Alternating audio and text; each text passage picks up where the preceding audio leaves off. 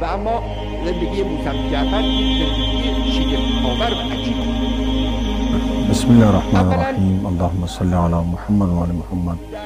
ناظرین کرام، یہ ویڈیو رہبری کے عہدے پر فائز ہونے سے پہلے کی ہے، جس میں رہبر معظم انقلاب اسلامی حضرت آیت اللہ سید علی حسینی خامنہئی حضرت امام موسیٰ کاظم علیہ السلام کی زندگی کے پہلوؤں پر روشنی ڈالتے ہوئے فرما رہے ہیں کہ آپ کے خصوصی کمرے سے ایک نظریاتی مجاہد کی زندگی کی جھلک نظر آتی تھی۔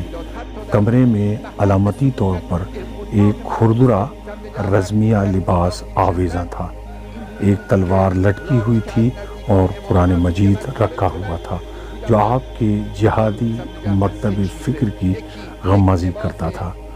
آپ کی نجی زندگی کے پہلو آپ کے قریبی اصحاب پر عیاں تھے۔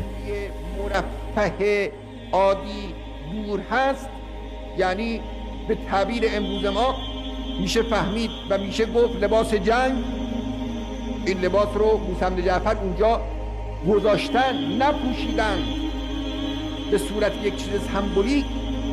بعد و سیف معلق، شمشیری رو آویختن، معلق کردن یا از سقف یا از دیوار، و مصحفون و یک قرآن.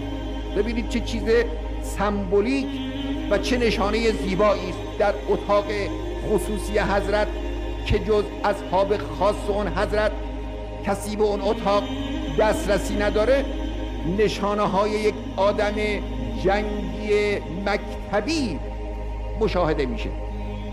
شمشیری هست که نشون میده هدف جهاده، لباس خشنی هست که نشون میده وسیله زندگی خشونتبار رزمی و انقلابی است، و قرآنی هست که نشان میده هدف اینه، میخواهیم به زندگی قرآنی برسیم، با این وسایل و این سختی ها رو هم تحمل